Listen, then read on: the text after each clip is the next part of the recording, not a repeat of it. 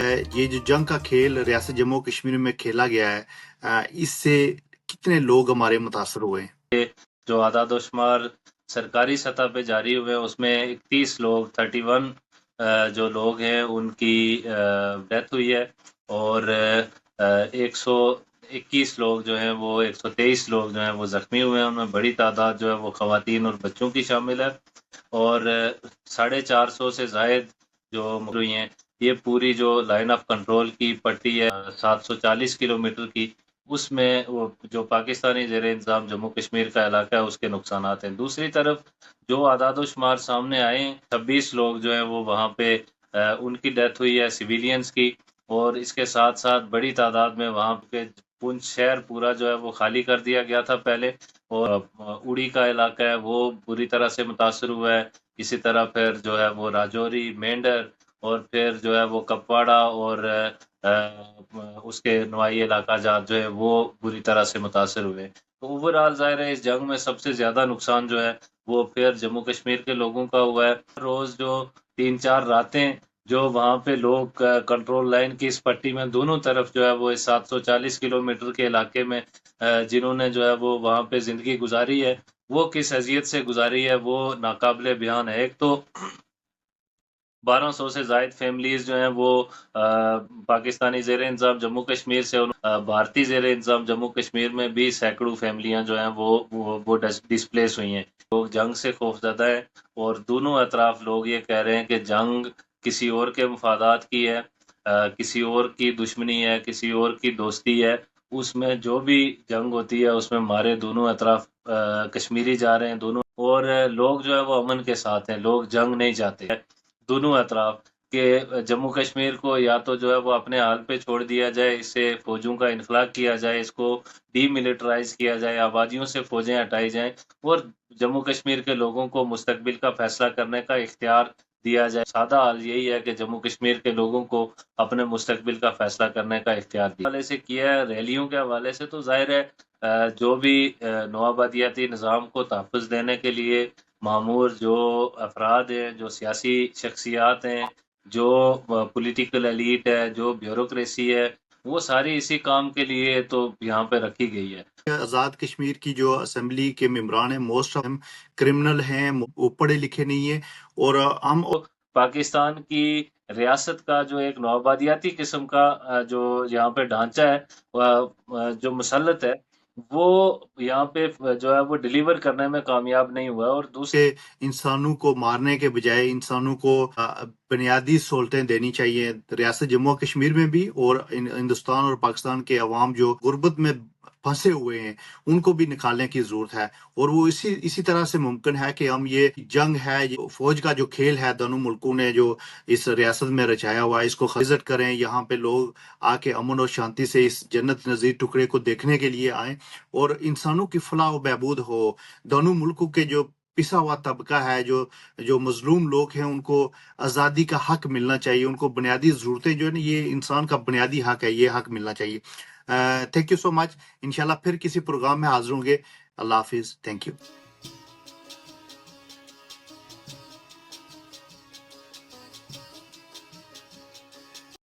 अस्सलाम वालेकुम नाज़रीन, मैं हूं आपका मेज़बान मोहम्मद औरंगज़ेब। प्रोग्राम पार्टी रंग के साथ न्यूयॉर्क अमेरिका से आपसे मुखातब हूं।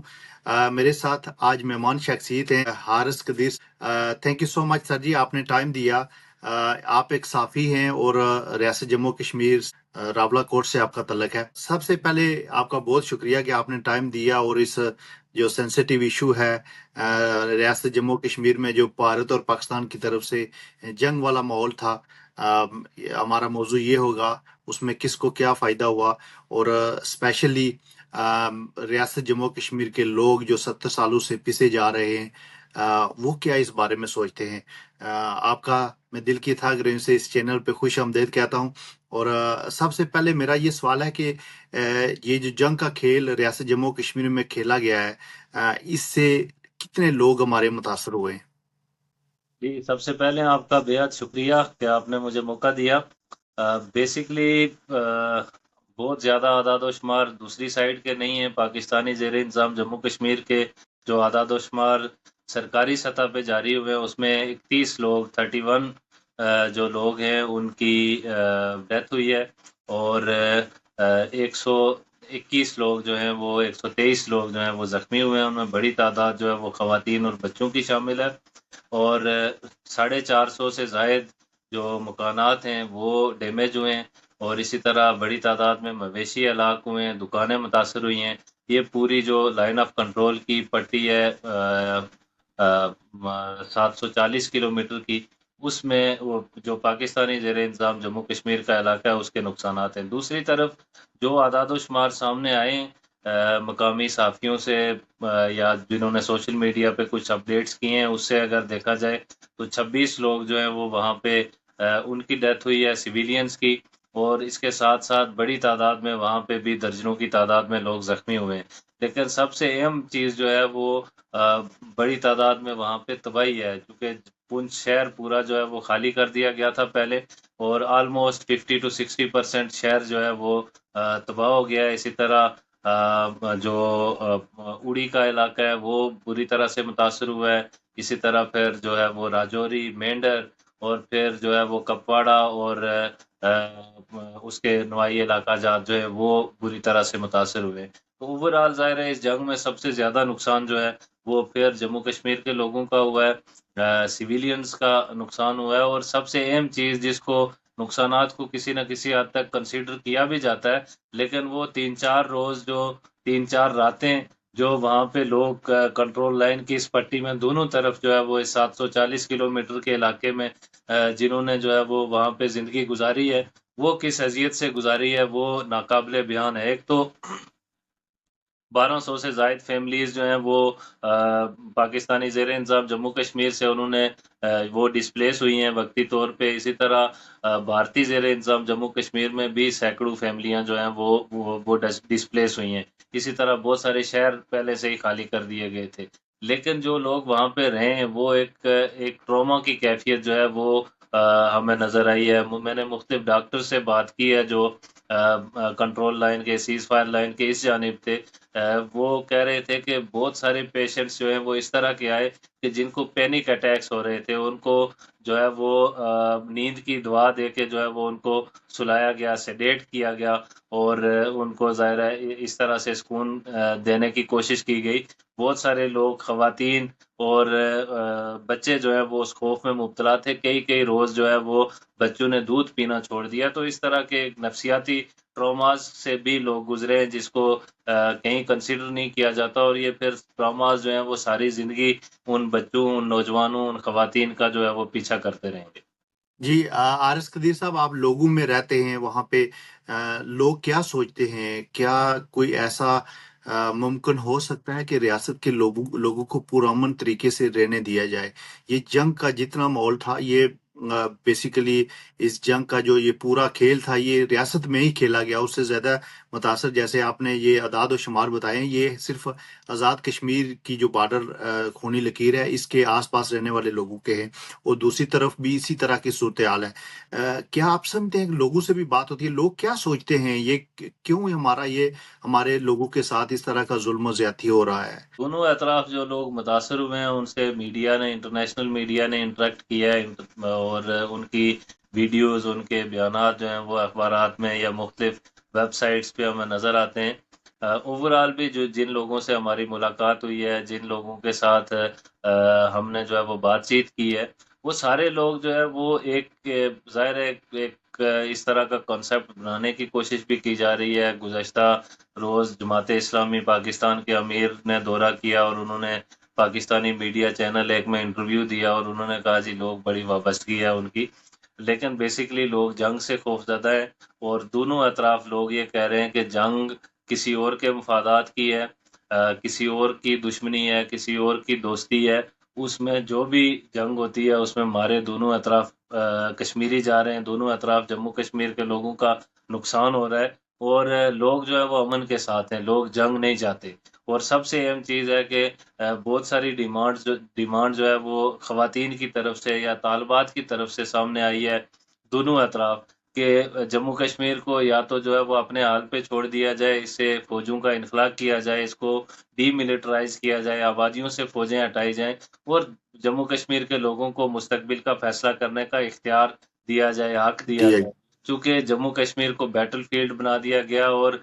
گزشتہ 76 سال سے جتنی جنگیں ہوئی ہیں یا پھر کراس بارڈر جو فائرنگ، کراس ایل او سی جو فائرنگ ہوئی ہے، اس میں بہت بڑی تعداد میں لوگوں کا نقصان ہوا ہے، لوگ ایک ٹراما کی کیفیت میں، لوگوں کی بہت بڑی تعداد میں جانیں ضائع ہوئی ہیں، لیکن اس سے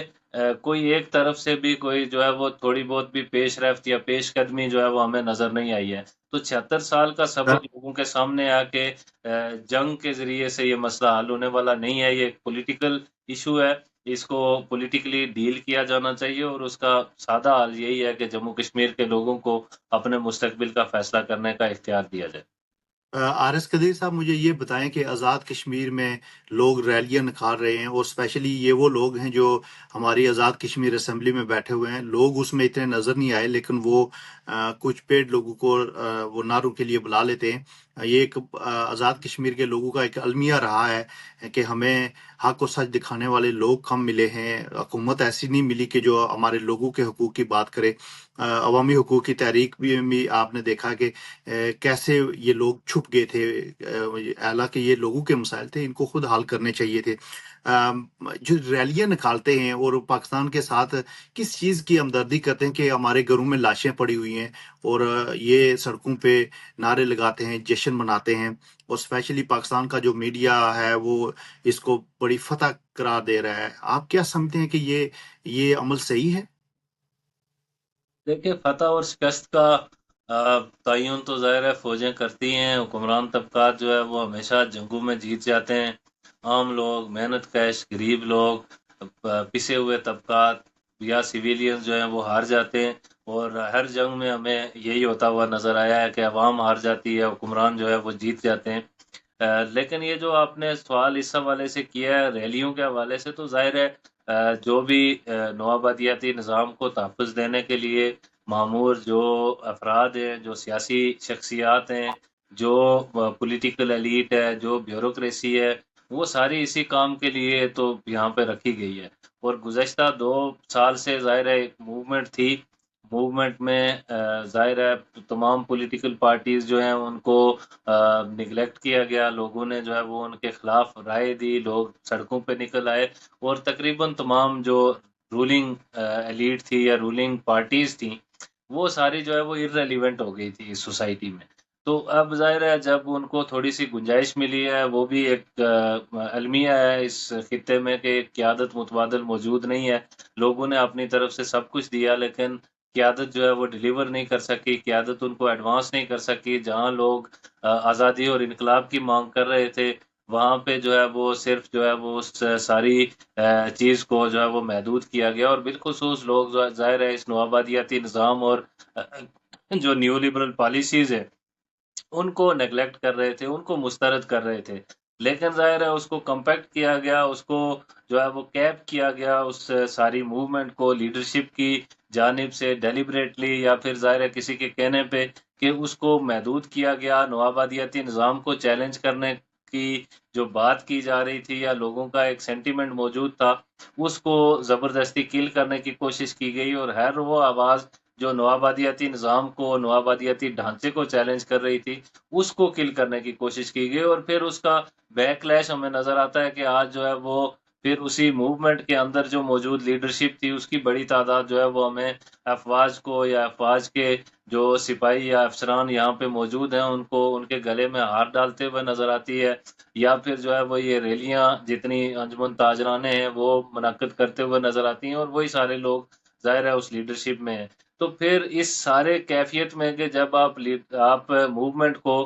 کوئی مستقبل کے حوالے سے کوئی پلاننگ نہیں کریں گے، اس کو کوئی راستہ نہیں دیں گے، اس کو کوئی وے آؤٹ نہیں دیں گے، تو پھر الٹیمیٹلی جو لوگ نگلیکٹڈ تھے ان کو سپیس مل رہی ہے، ان کو ایک ایونٹ مل گیا ہے اور پھر ریاست کی آشیرواد بھی شامل ہے، تو اس میں وہ پھر کسی نہ کسی حد تک اپنا حصہ یا اپنی جگہ جو ہے وہ ڈھونڈنے کی کوشش کر رہے ہیں، اور اسی کیفیت میں ہمیں نظر آ رہا ہے کہ پورے پاکستانی زیر انتظام جموں کشمیر میں ریلیاں منعقد کی جا رہی ہیں، اور سب سے اہم چیز کہ چھوٹے بچوں کو، اسکول کے بچوں کو بغیر ان کے والدین سے پوچھے جو ہے وہ ان کو سڑکوں پہ نکال دیا جاتا ہے کڑی دھوپ میں، اور وہ ان سے نعرے لگوائے جاتے ہیں، اور نعرے بھی جو ہے وہ پہلے سے لکھ کے دیے جاتے ہیں کہ یہ نعرے لگانے ہیں، اور پھر بھی ظاہر ہے بچے اگر 5ویں یا 6ٹھی کلاس کے بچے جو ہے وہ جموں کشمیر بنے گا خود مختار کے نعرے لگا رہے ہیں، تو پھر یہ سوچنے والی بات ہے اس ساری پولیٹیکل ایلیٹ کے لیے بھی کہ ہم کیا کہنا چاہ رہے ہیں اور لوگ یا نوجوان کیا سوچ رہے ہیں۔ بالکل عارض قدیر صاحب، میں ویسے یہ سمجھتا ہوں کہ آزاد کشمیر کی جو اسمبلی کے ممبران ہیں موسٹ آف ہم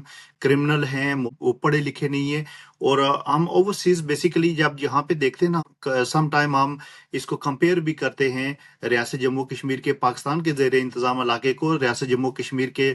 بھارت کے زیر انتظام علاقے میں جو حکومت ہے اس کو بھی۔ تو میں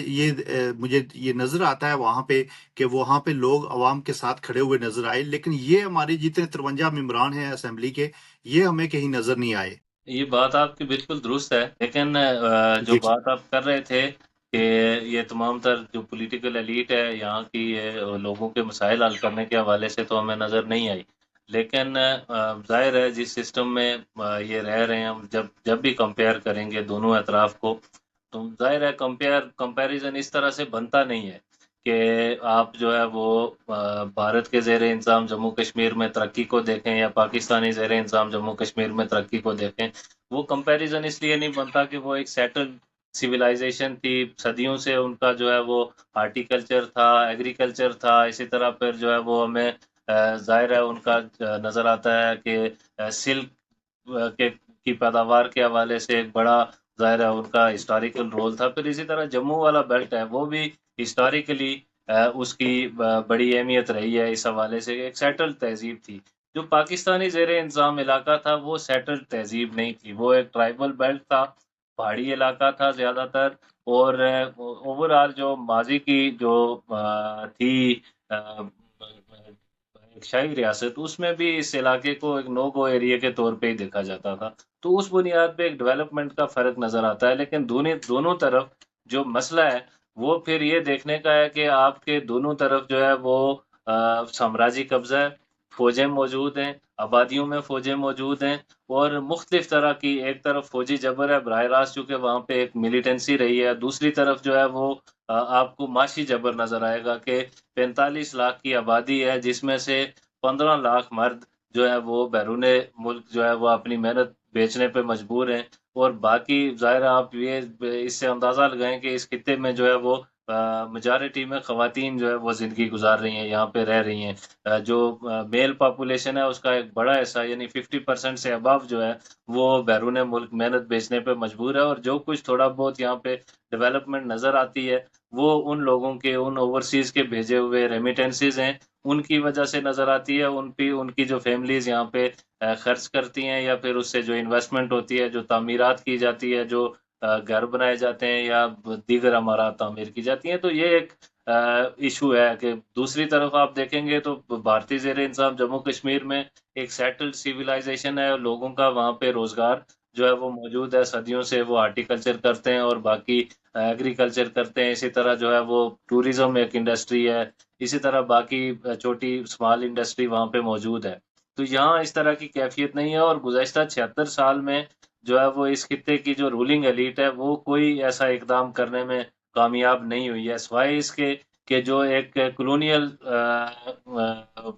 ڈھانچہ ہے اس کو فیسیلیٹیٹ کرنے کی کوشش کی گئی ہے، اس کے علاوہ اور کوئی اقدام جو ہے وہ یہ رولنگ ایلیٹ جو ہے وہ نہیں کر پائی ہے، تو یہ بیسیکلی ان کا ایک فیلئر ہے، اور اس میں سب سے بڑا فیلئر یہی ہے کہ جو پاکستان کی ریاست کا جو ایک نوآبادیاتی قسم کا جو یہاں پہ ڈھانچہ ہے، جو مسلط ہے، وہ یہاں پہ جو ہے وہ ڈیلیور کرنے میں کامیاب نہیں ہوا، اور دوسرا پاکستانی ریاست کی بھی ایک اس طرح کی انٹینشن رہی ہے، جس طرح آج مودی حکومت کر رہی ہے کہ وہ ڈیموگرافی چینج کر رہے ہیں، اور جو ہے وہ انویسٹرز کو جو ہے وہ زمینیں دے رہے ہیں، ان کو ٹورسٹ سائٹس جو ہیں وہ الاٹ کی جا رہی ہیں، اسی طرح جو لوگوں کو ڈومیسائل جاری کیے جاتے ہیں، لیکن اس طرف جو ہے وہ وسائل جب لینے کی باری آتی ہے تو یہ پاکستان کا حصہ ہوتا ہے، لیکن جب یہاں پہ کچھ سہولیات دینے کی بات ہوتی ہے تو اس وقت یہ متنازع علاقہ ہو جاتا ہے، اسی لیے NFC جی ایوارڈ بالکل. میں اس کا کوئی شیئر. عارض قدیر صاحب کیا یہ پالیسیز بدلنے کی ضرورت نہیں ہے؟ آزاد کشمیر کے جو حکمران ہیں ان کو بھی ان کو حقیقت بتانی چاہیے، اور یہ پاکستان کی جو پالیسی آزاد کشمیر میں جو ان کی جو معاملات ہیں یا گلگت بلتستان میں، ان کو بدلنے کی ضرورت نہیں ہے؟ بالکل بدلنے کی ضرورت ہے، لیکن یہ اس طرح سے بدل سکتی نہیں ہے، چونکہ یہ جو رولنگ ایلیٹ ہے یہ بیسکلی فیسیلیٹیٹ کرتی ہے اس کلونیل ڈھانچے کو. اس کے علاوہ ان کی اپنی کوئی ورتھ نہیں ہے. مثلا آپ اندازہ لگائیں کہ کوئی ایک آدمی ایسا نہیں ہے کہ جو جموں کشمیر کے ایشو کے حوالے سے کوئی بات کر سکے. کوئی ایون جو ان کا اپنا اسٹیٹ کی جو پالیسی ہے، ریاست پاکستان کی جو پالیسی ہے، خارجہ پالیسی ہے جموں کشمیر کے حوالے سے، کہ اقوام متحدہ کی ریزولوشنز کے حوالے سے جو ساری بات چیت ہے کہ ان پہ عمل درآمد ہونا چاہیے، پلیبی سائٹ ہونا چاہیے یا رائے شماری ہونی چاہیے. لیکن تھینک یو سو مچ عارض قدیر صاحب، آپ نے ٹائم دیا اور بڑی سینسیٹیو ایشو پہ آپ نے بات کی. میں یہ سمجھتا ہوں کہ انسانوں کو مارنے کے بجائے انسانوں کو بنیادی سہولتیں دینی چاہیے، ریاست جموں و کشمیر میں بھی، اور ہندوستان اور پاکستان کے عوام جو غربت میں پھنسے ہوئے ہیں ان کو بھی نکالنے کی ضرورت ہے. اور وہ اسی طرح سے ممکن ہے کہ ہم یہ جنگ ہے، یہ فوج کا جو کھیل ہے دونوں ملکوں نے جو اس ریاست میں رچایا ہوا ہے، اس کو ختم کر کے ریاست کو ایک آزاد اور خود مختار ریاست اس دنیا میں اس کو لایا جائے، اور یہاں پہ دنیا کے لوگ آ کے وزٹ کریں، یہاں پہ لوگ آ کے امن اور شانتی سے اس جنت نظیر ٹکڑے کو دیکھنے کے لیے آئیں، اور انسانوں کی فلاح و بہبود ہو. دونوں ملکوں کے جو پسا ہوا طبقہ ہے، جو مظلوم لوگ ہیں، ان کو آزادی کا حق ملنا چاہیے، ان کو بنیادی ضرورتیں جو ہے نا، یہ انسان کا بنیادی حق ہے، یہ حق ملنا چاہیے. تھینک یو سو مچ. انشاءاللہ پھر کسی پروگرام میں حاضر ہوں گے. اللہ حافظ. Thank you.